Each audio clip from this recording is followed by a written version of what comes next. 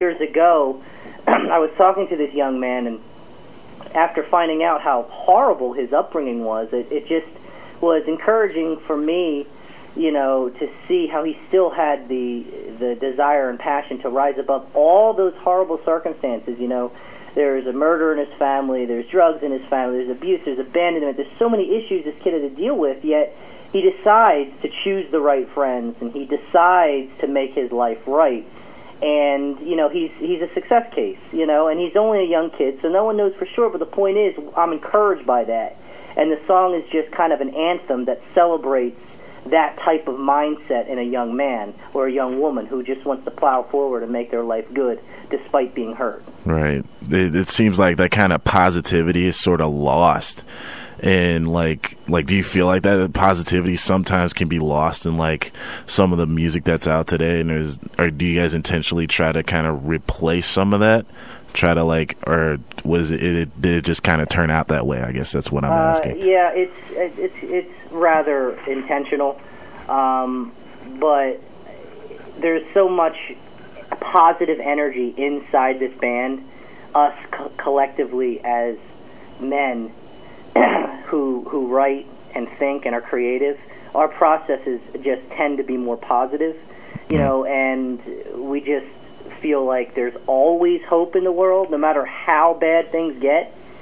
And just actually for this album, mostly we're just trying to gear everything towards that theme, that there is hope. So that's why, we called the album It's Called Hope.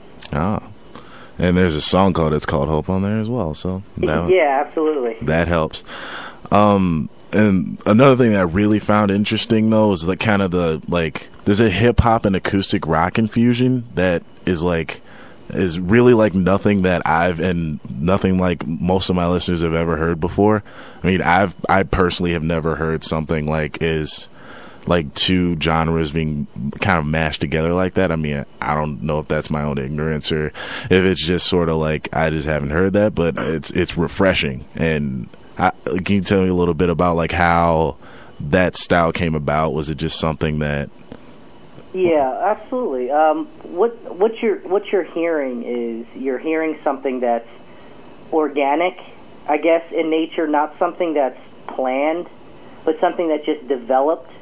And what it is my natural affinity is for, softer sounding, I guess, instrumentation, just free from so much artificial sounds, not that it's bad, but, like heavy guitars and stuff like that. Right. Many of us just prefer just a more natural sound that's more pleasing to the ears. But the thing is that we write songs that are stories. So some parts of the stories need acoustic guitar. Some parts of the stories need a little electric guitar riff, and some parts of the stories are demanding and harsh and are about, difficult subjects, and they need to be rapped. They need to, and some things need to be explosive, and some things need to be soft. Because when you're telling a story and it's very honest to somebody, you use gestures and you use, different voice structures, and you use just different ways of expressing yourself to really get the person you're talking to understand how important your message is. And that's basically how we write music. That's awesome, and I think that's sort of a lost art, and it's different. That's the one thing I noticed is that it's different, and you guys' music is different. And when I picked up the CD, it was amazing, and like I understand. Well, I know you guys got to get going. You guys got a show tonight. If you want to talk a little bit about that. Absolutely, we're going to play in New York City. And we're playing in Chinatown at a place called the 169 Bar, which is a really great place that experiments with all different kinds of music with very talented artists.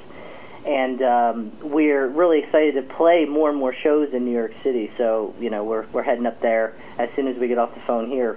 Also, we just wanted to highlight, too, that we will be in an upcoming article and some advertising and stuff in the College Music Journal, which is we're really excited to be part of that magazine coming up in March as well. So. Yeah, that's a big deal. Yeah. Actually, it's we're going to have one of our songs, most likely Prizes Love, featured on the new music monthly CD that accompanies the magazine.